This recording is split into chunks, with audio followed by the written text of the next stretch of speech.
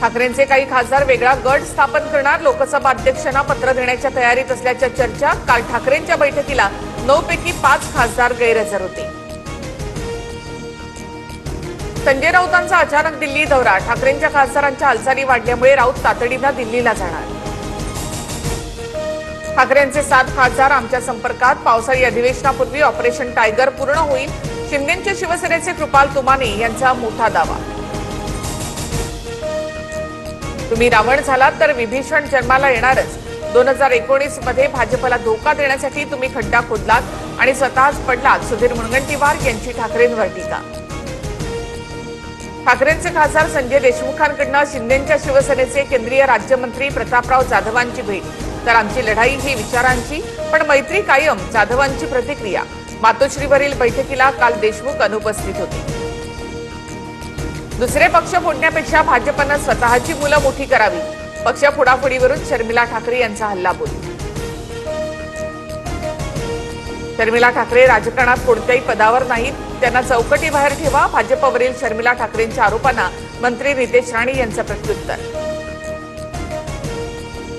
उपमुख्यमंत्री एकनाथ शिंदेंना शासकीय कार्यक्रमातून पुन्हा डावललं, नवी मुंबई पालिकेच्या निमंत्रण पत्रिकेत पालकमंत्री शिंदेंचं नाव नाही, तर नवी मुंबईतील प्रकार चुकीचा, मंत्रिमंडळ बैठकीत प्रश्न उपस्थित करू नरेश मस्केंसह संजय शिरसाट यांची नाराजी। काही प्रश्न महापालिका आणि प्रशासकीय स्तरावरील असतात, प्रत्येक गोष्टीमध्ये माझं नाव ओढण्याची गरज नाही, शिंदेंना डावलल्याच्या प्रश्नावर मंत्री गणेश नाईकांचं उत्तर। नवी मुंबईतील शासकीय कार्यक्रमाच्या निमंत्रण पत्रिकेत शिंदेंचं नाव नसल्यामुळे शिवसेना आक्रमक, गणेश नाईकांची गाडी अडवण्याचा प्रयत्न, कार्यक्रमस्थळी जात गेटवर चढले, महापालिकेत जात जाबाई विचारली। सातारा सांगलीमध्ये नगरपालिका आणि जिल्हा परिषद निवडणुकीवेळी भाजपने आम्हाला प्रतिसाद दिला नाही, त्यामुळे आताच्या परिस्थितीला सामोरे जा, मंत्री शंभूराज देसाईंचा भाजपला इशारा।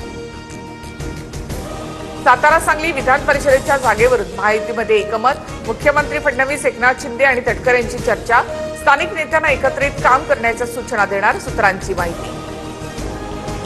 प्रमाणपत्रासाठी मनोज जरांगेंचा राज्य सरकारला अल्टिमेटम, कोल्हापुरात 1,40,000 नोंदी सापडल्या, 8 दिवसात प्रमाणपत्र द्या, जरांगेंचा इशारा। राज्यातील सर्व धरणांमधील पाणी केवळ पिण्यासाठी राखीव, 31 ऑगस्ट पर्यंत शेतीसाठी पाणी पुरवठा बंद, राज्य सरकारचे आदेश, बेकायदा पाणी उपशांवर तातडीनं कारवाई करण्याच्या सूचना। पुणे शहरामध्ये आजपासून पाणी कपात, 50% शहराला समत तर 50% शहराला विषम तारखाना पाणी पुरवठा होणार।